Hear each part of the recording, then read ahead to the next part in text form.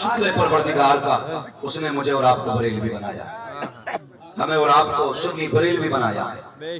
ہاں، اور اسی امام نے کہا کون دیتا ہے دینے کو منہ چاہیے، دینے والا ہے سچا، دینے والا ہے سچا۔ میں تو ایک بات سیدھی سی کہتا ہوں، ہمارے نانا کدھر دو نانا بیٹھے، نصیب دیکھیے، کسی کا ایک ہوتا ہے دو نانا، دو نانا۔ آپ سوچو اس گاؤں میں کتنے نانا ہوں گے میرے۔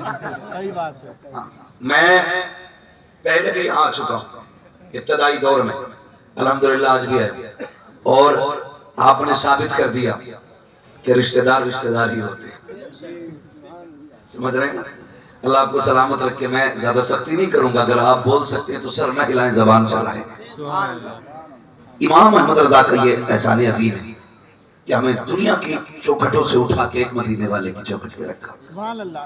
حیرت ہوتی ہے، کبھی سمجھنے کی کوشش کریں۔ لوگوں نے اپنے اپنے دور میں حمد لکھی اور اپنے اپنے طریقے میں لکھی۔ ایک حمد پڑھی تو اب ہنسی آتی ہے، جس بکری گائے بھینس بنائی، کھانے کو دی دودھ ملائی، اس طرح سے ایک حمد لکھی گئی۔ لیکن جب میرے امام نے حمد لکھی، خدا کی قسم اشعار میں حمد تو ہے ہی، نعت کے رنگ بھی نظر آتے ہیں، اور کتنے پیارے انداز سے کہتے ہیں وہی رب ہے جس نے تجھ کو ہمتن کرم بنایا، ہمیں بھیک مانگنے کو تیرا آشنا بتایا، تجھے حمد ہے خدایا، تجھے حمد ہے خدایا۔ تو ہمیں فخر ہے کہ رب نے ہمیں سنی بریلوی بنایا، رب نے ہمیں سنی بریلوی بنایا ہے۔ چونکہ میرے والد گرامی نے سرکار مفتی اعظم ہند علیہ رحمت و رضوان سے بڑا فیض حاصل کیا ہے، اور اس میں ہو سکتا کئی سارے ایسے لوگ ہوں جنہوں نے سرکار مفتی اعظم ہند کی زیارت کی اور ان سے فیض و برکات حاصل کیے ہوں۔ اگر مفتی اعظم ہند کو نہ دیکھا تھا، جو شریعہ کو تو دیکھا ہوگا نا، جنہوں نے دیکھا وہ ذرا ہاتھ اٹھا کے کہتے ہیں یا رسول اللہ۔ جنہوں نے تاج الشریعہ کو دیکھا، تاج الشریعہ کو دیکھنے کے بعد لوگ کہتے تھے جس نے تاج الشریعہ کو دیکھ لیا اس نے مفتی اعظم کو دیکھ لیا، اور مفتی اعظم کو دیکھنے کے بعد لوگ کہتے تھے جس نے مفتی اعظم کو دیکھ لیا اس نے بغداد والے غوث الاعظم کو دیکھ لیا۔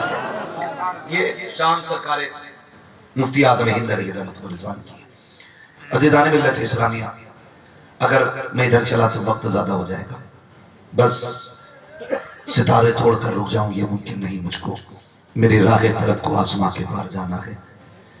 آج اس عظیم ذات کی محفل میں بیٹھے ہیں جسے دنیا غوث الاعظم کہتی ہے، اور سرکار غوث الاعظم کی وہ ذات ہے کہ جو الحمدللہ مادرزاد ولی ہے،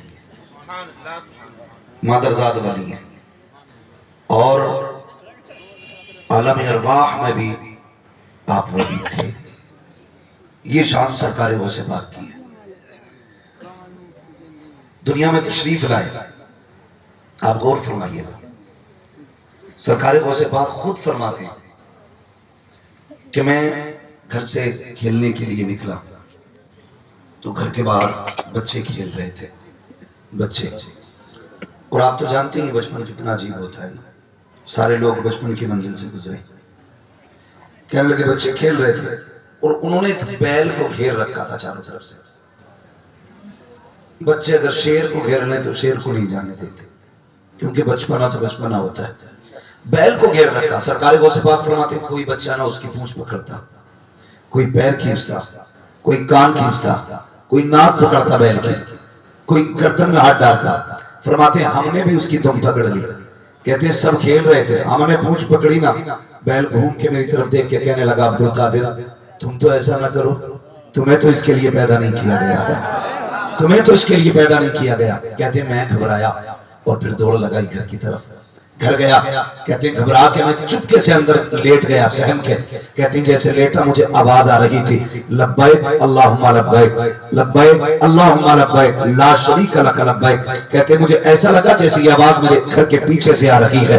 کہتے ہیں یہ دیکھنے کے لیے چھت پہ چڑھا، سرکار غوث پاک فرماتے میں نے نگاہ اٹھا کے دیکھا نا تو میری نظر سیدھی اللہ کے گھر کعبہ مکرمہ پہ جا رہی تھی، اور میں لوگوں کو طواف کرتے ہوئے دیکھ رہا تھا۔ اس کے بعد میں نیچے اتر کر کے آیا، میں نے माँ के चेहरे की तरफ देखा, दौड़ करके माँ की गोद में आकर के बैठ गया।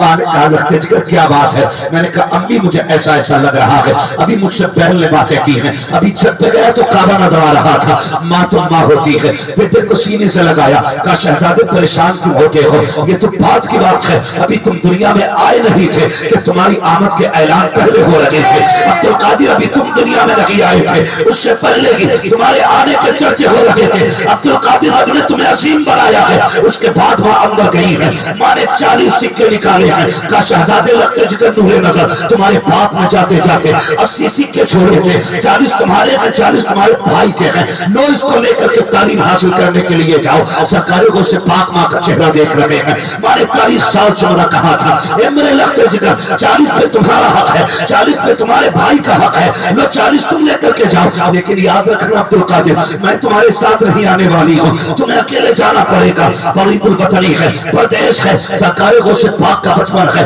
हैरत से माँ का चेहरा देखते हैं। ए माँ परदेश जाना है, तुम साथ नहीं आओगी। कहा बेटे एक तो घर है, फिर दूसरा छोटा भाई है, मैं उनको कैसे अकेला छोड़ सकती हूँ? अब जरा गौर से सुनना, सरकारी को से पाक की माँ ने वो सिक्के माँ के बेटे की सदरी में रखे और सिलाई लगा दी। उसके बाद को से पाक को रुखसत किया। जब सरकारी को से पाक प्रदेश जाने लगे हैं, माँ ने आवाज दे के कहा था अब्दुल कादिर का जी अम्मी का एक बार आके माँ के सीने से लग जा। सरकारी को से पाक पलट करके आए हैं, माँ के सीने से लग जाते हैं, फिर चले गए, फिर माँ ने आवाज दी है, फिर बुलाया, फिर सीने से लगाया, 3 मरतबा माँ ने सीने से लगाया। माँ जानती थी आज अब्दुल कादिर जा रहा है, शायद जिंदगी में आज के बाद मेरे बेटे से मुलाकात नहीं होगी।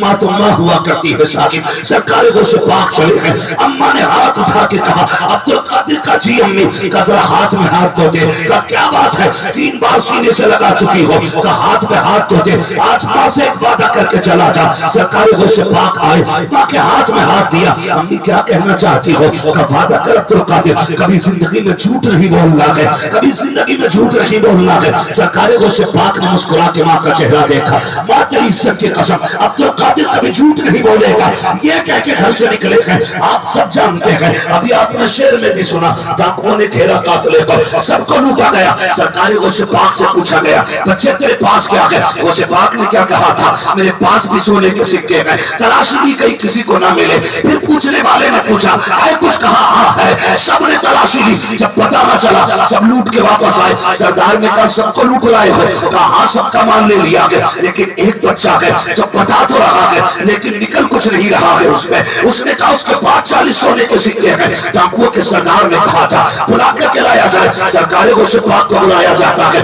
डाकुओं के सरदार ने कहा क्या बेटे तेरे पास सोने के सिक्के हैं? हाँ हाँ है। कहा किस जगह रखे हैं? कहा मेरी सदरी के अंदर, मेरी माँ ने रखे से लेके। कहा बताओ कहाँ रखे हैं? सिलाई खोली गई, 40 सिक्के सोने के गिरे गए। जैसे सिक्के के लगे गए, डाकुओं का सरदार कहता है ये बेटे बता तो सही, अगर झूठ बोल देता 40 सिक्के बच जाते, झूठ क्यों नहीं बोला?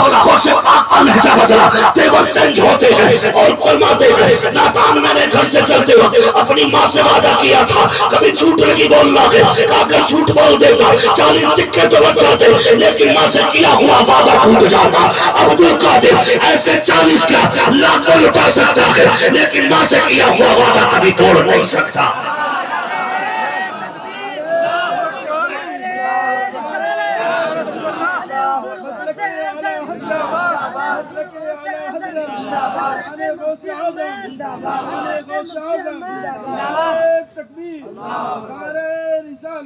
अब मैं एक बात नौजवानों से पूछना चाहता हूँ, ये सरकार से पाक माँ से किया हुआ वादा नहीं तोड़ रहे। हम कितने वादे पूरे करते हैं? मुझे बताएं। बेटा घर से निकलता है, माँ पूछती है किधर जा रहा है? डायरेक्ट कहता बस अभी आया, अभी आया। और रात के 12 बज जाते, बेटा पलट के नहीं आता। 1 बज जाता, बेटा लौट करके नहीं आता। हम जाके अनैयारों